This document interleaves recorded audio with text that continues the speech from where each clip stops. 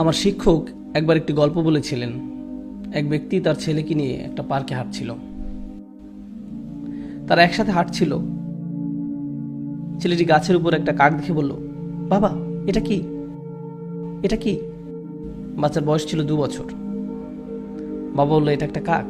ছেলে আবার বলল, বাবা এটা কি? বাবা আবার উত্তর দিল, এটা একটা কাক। আচ্ছা ঠিক আছে, বাবা এটা কি? বাবা বলল, এটা একটা কাক। ও কাক, এটা কি? এটা একটা কাক। এভাবে 10 মিনিট ছেলেটি বাবাকে প্রশ্ন করে গেল। বাবা 30 বার উত্তর দিলেন। তিনি একটা ছোট ডায়েরিতে লিখে রাখলেন, আমার ছেলে আজ পার্কে হাঁটার সময় একটি কাককে নিয়ে 30 বার প্রশ্ন করেছে, যেটা ছিল পৃথিবীর সবচেয়ে সুন্দর জিনিস।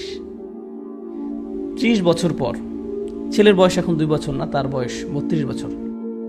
বাবা ছেলেকে ফোন করলো, আমি কি তোমার কাছে আসতে পারি? ছেলে উত্তর দিল, বাবা এটা ঠিক দেখা করার সময় না। বাবা বললেন, আমাকে কিছুক্ষণ সময় দাও, আমার 10 থেকে 15 মিনিট দরকার, শুধু এইটুকু সময় হলেই চলবে।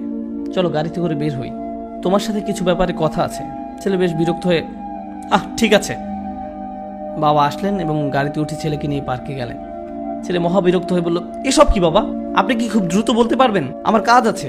বাবা বললেন, শুধু আমার সাথে হাঁটো। তারা হাঁটছিল এবং গাছের উপর একটি কাক দেখতে পেল। বাবা বললেন, বৎস এটা কি? তুমি কি সত্যিই জানতে চাও এটা কি? এটা একটা কাক। ও বৎস এটা কি? ছেলে এবার প্রচন্ড রেগে গেল। এটা কি একটা খেলা? আমার কাজ আছে, ঠিক আছে? এটা একটা কাক, আপনি কি দেখতে পাচ্ছেন না? আমি গত মাসেও আপনাকে নতুন চশমা এনে দিয়েছি। আমার সাথে এমন কেন হচ্ছে? বাবা আপনি কেন এত জটিল? আমি বুঝতে পারছি না সমস্যাটা কোথায়।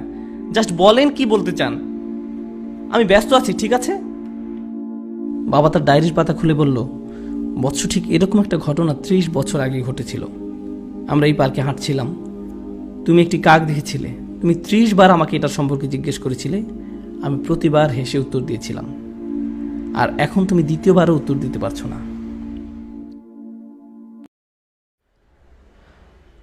আমরা আমাদের পিতামাতাকে কি দিচ্ছি? মূল বিষয় হলো, আল্লাহ প্রথমে নিজের কথা উল্লেখ করেছেন, তারপর পিতামাতার কথা উল্লেখ করেছেন। তোমরা নিজেরাই চিন্তা করো, তারা তোমাদের জন্য কি করেছেন এবং তোমরা তাদের জন্য কি করছো।